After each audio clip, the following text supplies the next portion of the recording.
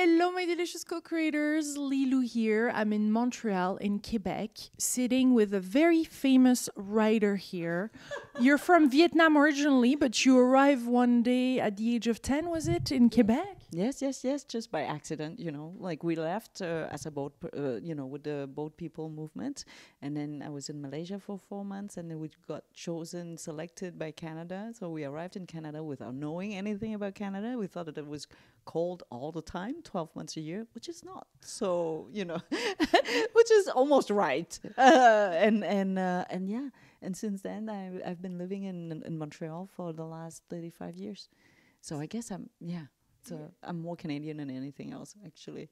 But what's extraordinary is the way you live your life, and that's why we're sitting today. I mean, you wrote some books that everything seems like a blessing for you in your life, even coming here and later on all the different works, businesses that you were in to finally now write. You're kind of carried by life and go wherever it leads you. Tell us about your kind of philosophy of the way you see life. I was born very weak and not very intelligent. In my family, we have many cousins, and my mom insisted on saying, okay, you're not so lucky, you're not born beautiful, and you're not born very intelligent. So if you want to exist, you need to work on yourself from the inside out, because there's nothing on, physically. So she said, okay. And so and then I was born very little with all kinds of allergies, impossible, for fish and seafood and eggs and the cold, the wind, whatever, like I don't think I was meant to be born, maybe. And so from the outside, from the start, from the beginning, I know that I'm weak. I know that I would not, I cannot make any decisions really about my life. So probably starting from that point on, I said, I'll just follow life. Whatever comes to me, I would just ride the wave. And then later on, when there were many stories about boat people, there's a myth, a belief that if you don't know how to swim, and if you're a baby, then in a wreckage at sea, you might have a chance to survive, because you just let yourself float on and surf the wave, and usually the wave would take you somewhere, to a shore. And but I knew that story later on, once that I was an adult. But from the beginning, because I gave up from the beginning to fight against whatever, or to win over life. I just take in whatever was given to me, and so everything became so easy, because then everything comes to you as a gift, because from the beginning you don't have any expectations from life or from yourself. So no pressure, no responsibilities. Everything is a blessing, and I've been blessed. I have really a charmed life. Not so many of us made it through the sea, and then I arrived here, and every single step that I make, there's somebody holding my hand to take me from point A to point B, and then another person would take me from point B to point C. And all I needed to do, again, is to follow, that hand that is being, tended to me. And that's it. Even for this book, your first book, Rue, that became a bestseller, translated in 20 languages, was Grand Prix littéraire, all of that was, you didn't even stamp it and brought it to a publisher. No, because I didn't know that it was a book when I wrote it. It was just my love to play with words. To me, it's really playing. That's all. It's like, not entertainment, but it's not a game, but something that makes you feel so good. It's like, I don't know, for a painter it would be painting, I guess. And so to me, it was just to play with words. And it's a blessing that somebody, a friend of mine, took it to the publisher. So I printed from, I didn't even have a printer. Another friend came with a printer and connected it to my computer. And we printed out 2 copies, one for her and one for this friend who used to be a customer at my restaurant. And I didn't know who he was. I thought that he didn't have a friend, actually, at the restaurant. He came alone very often, and he would read in a quiet corner. So I said to my staff, I said, whenever he gets to, the end, to tea time, tell me, I'll come and give him a friend, So I would sit down with him, talk, chit chat, did for 2 minutes, and over time we became friends, after. And then I learned that he's like this big producer, TV and movie producer here in Montreal. And he was there to hide away from phone calls and from people to this, from disturbances. And I would go and go, would you like to have a friend? So it's so wrong, what I did. But again, I'm so right. Yeah, but I'm blessed. Hard. Yes, and I'm blessed with ignorance. If I knew who he was, I would have never dared to go up to him. But then, over time, so after 5 years, we became friends, and then when I finished the book, he was the one who, not the book, the text. It didn't even have a title. When he took it to the publisher, there was no title. It was just a bundle of paper printed with a small printer at home, and that was it. So I'm just same thing with the law firm. When I had 8 offers from 8 different law firms, I didn't know which one was which. I had not time. I didn't make the effort to look for to study the profile, because I thought it was just a summer job. I didn't know that it was like a real job for the articling. I thought it was just a summer job. I already had a job, so I didn't care so much. So I arrived there, there were 9 interviews, and the 9th firm didn't give me an offer because I fell asleep in front of the guy, because I didn't think it was so important. So I chose this law firm, Stackman Elliott, just because the interviewer of the first round was so cute, was so handsome. I said, I'm going with this law firm just to see him again, right? And then I learned afterwards that it was the second or the third biggest law firm in Canada, but I had no idea. So like I've told you, it's always, from one thing to the other, but I've always chosen for the wrong reason. You don't choose a law firm because of a guy, but I chose, he's still a very close friend of mine now. But so everything is just accidental. But it's quite amazing to go with the flow like that, instead of working it out and working hard and surviving like most immigrant would, because there's this kind of survival mode we're in. So how do you explain that, or or what's your advice to immigrants that are in this case?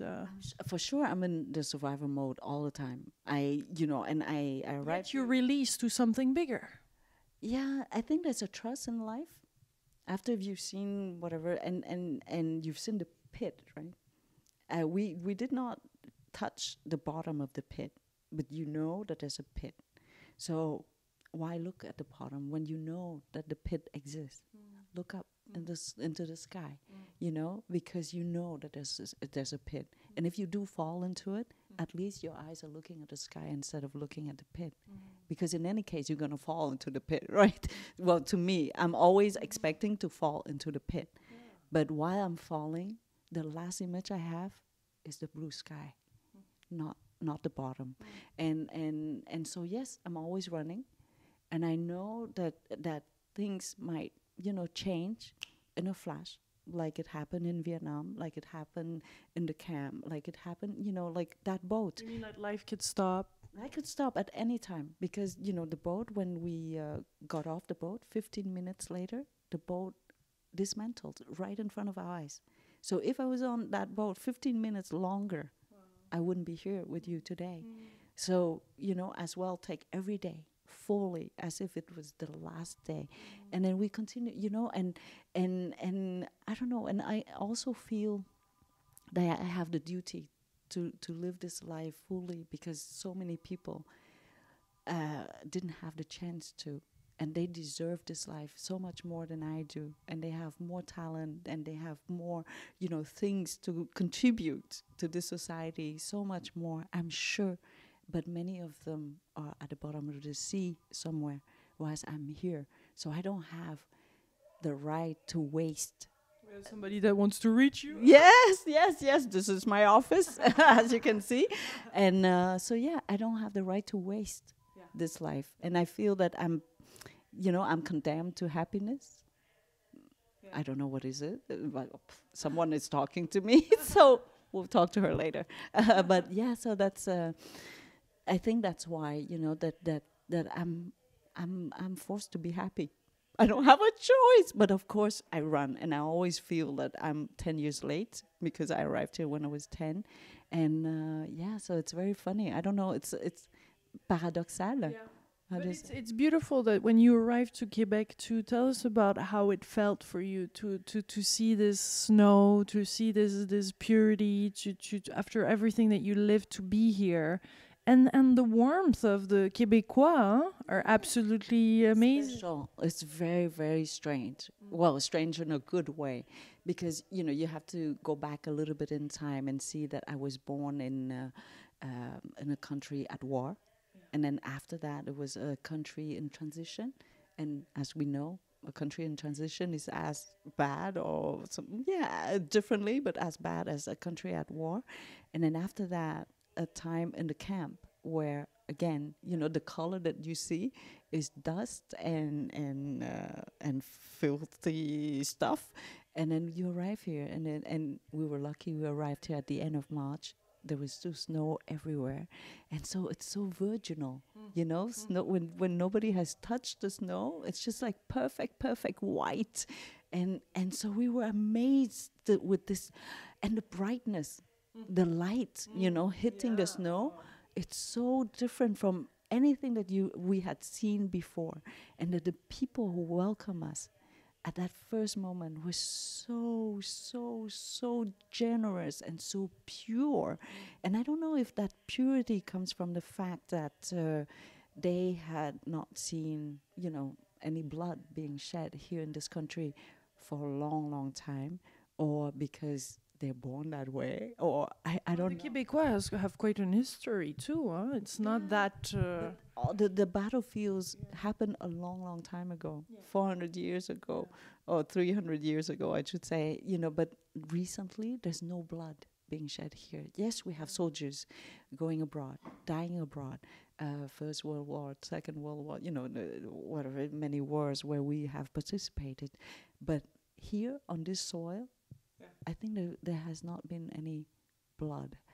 And yet there's a lot of people that wouldn't have done that, anywhere around the world. But it's quite special to have this appreciation of life and to welcome another human being. Yes, and a generosity that you cannot imagine. Yeah. Just pure generosity. They just want to love you with nothing in exchange. When there are no expectations from us.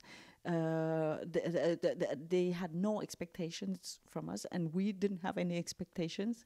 So every single little thing that they gave to us was a big gift, and every little smile we gave back was also a big gift. So it was a great exchange between us during those first moments here in Quebec. And I would tell you that every single day now, I always have this in mind, and to give back what I've received.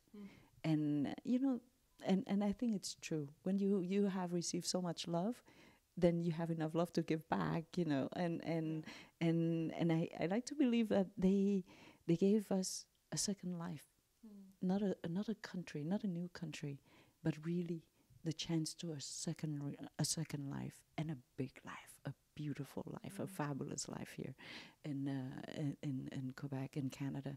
Everything is possible. There's no stopping of this. And every day I'm amazed that I could reinvent myself, and that I have lived so many lives like a cat, from one life to another. and yeah, so it's amazing to be here. You have a autistic autist. How do you say? Child. Yes, I do. I have. Did you receive that? It's a child. It's your child. You don't question that. It's exactly like, is he a boy or a girl? Is your baby a boy or a girl? You just love them the same. And I would say it's the same thing. Autistic or not autistic, it's your child, and he was born that way. And you loved him from day one when you didn't know he was autistic. So when you get the diagnosis, it doesn't change anything. And probably you would love him even more, because then you worry about how it would happen, you know, how you can take care of him and give him the best life that he could have. And so I would say that I pay even more attention to my autistic child than the son who's, you know, who doesn't have any handicap. You say it's a big gift in your life too, because it helps you to slow down, huh? Yes. You know, now my entire family, well, we were four, and I always say with my older son, said, okay, the speed of this family is the speed of the slowest one, not the fastest one. And the slowest one is my autistic child. So we evolved according to his rhythm and not to our rhythm. So when we go out to eat to a restaurant, maybe if we were just the three, you know, of us, maybe we would stay there for 3 hours. But then because my autistic child cannot stay for longer than an hour, then we'll eat in an hour. And it's just normal. We have always adopted, you know, so he has become the center of us. And because of him, everything we do now, we become very sensitive. And I think my older son has become so much more caring and attentive, not to just us, but to life in general. And, you know, like he always laughs at me about seeing the flowers, you know, blooming in the spring. But because I love doing that with and I do that because of my autistic son, because he likes to take the bicycle and stroll around for a long time. It's not something that I did before him. But then because of that, I discover all these flowers, right? So now every spring, I would make us all go to the flowers. And I know that my oldest son, even though he mocks me about these flowers, he would be the one the other day who came back and he said, hey, I found you a tree that you would love very much. Aww. Near my school. You should come and see it. So he sees that too, you know, even though, you know, you cannot like what your mom likes. But so I'm very happy that that this child, this special child, has awakened us to so many things, which would, you know, pass us by without us noticing. And being an immigrant, you know, I have always been running. And when you run, you don't look back. You don't have time to look back, and you don't have time to look aside. Whereas now, with him, I have to walk and stop. Yeah. I have to pay attention to what's going on. Yes, and because I stop and I have to pay attention to him, to what he likes, how he likes it, and why he likes it. So I have to analyze. And so I have to slow down, you know, or to think, like he said, you know, to be in another person's shoes. So it's humility, I would say. He has taught all of us humility, that we don't control life. Life, you know, controls us. It's not the other way around. And so it's beautiful in that sense. I've learned a lot from him. I wouldn't be able to write as I write, as I've written or as I'm writing now, without him, without all those senses being so alert. And yeah, so, you know, like this morning I saw your shirt and I say, oh, I know what he's seeing. I know, you know, I wonder what he's looking at. Is it the pink or the blue? You know, because he doesn't see the whole piece at a time. So I'm always wondering. So I always see what he sees. And maybe that's why I would describe in the book, not a shirt, but a color. You know, so it's because of him. Yeah. So yeah, all the prizes, the awards should go to him. Beautiful. Well, thank you, Kim, for this delicious moment and for being such a gifted writer and having followed the flow and that bliss to where you're at now. Thank you for that gift. Then you're a gift to us. Well, it's a pleasure to share. And I like to think that now I have the opportunity to transmit or to share. Yeah, la courroie de transmission. Yeah, how do you say that? That I would absorb some beauty and give it to you, and then that I have a way to do it now, a voice to do it. So I see it like seeds, like we're planting little seeds, and this will go and it will have its own garden and flourish and travel. Yeah, or like I'm like just like a fairy. Yeah, like, you know, like from one side of the shore to the other. I'll just, if I see something beautiful, and that's my problem too, when I read something beautiful, I have to send it to everybody I know. And it's the same thing when I see a beautiful painting, I make everybody comes to the gallery to look at it. So I like to think that I'm that person, that's messenger almost. You know, témoin de Jéhovah, how do you say that? Jehovah. Yes, you know, knocking on the door, and because I don't have a religion, so I cannot talk so much about God or anything else, so I'll talk about beauty instead. Beautiful. Well, thank you for sharing who you are that well. Thank you. And sorry for my office being on. Somebody really wanted to talk. I know, it was a long message. I hope it's interesting. I'm sure you'll be totally guided as you usually are, following the flow. My big kisses to all of you. I hope you're enjoying where life is taking you fully, and that you're in this gratitude, infinite For gratitude. you to be in Longueuil, imagine, life has taken a strange turn.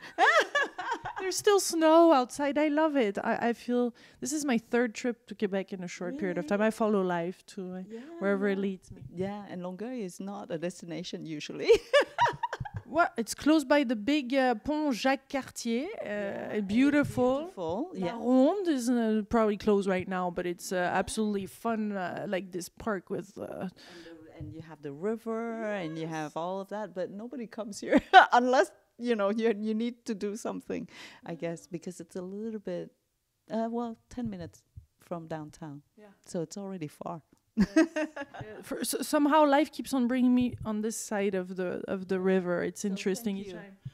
Thank you for accepting to do this interview. Well, big kiss to Longueuil, and my delicious co-creators from Quebec, Canada. If you haven't visited this delicious, I would say, country, because Quebec is beyond province. It's a beautiful place, worth coming to visit in the winter. Come here for tea. You can come. I have delicious tea, yeah. Yeah. Oh my God, her green tea. Big kisses to all of you. Much love from Quebec.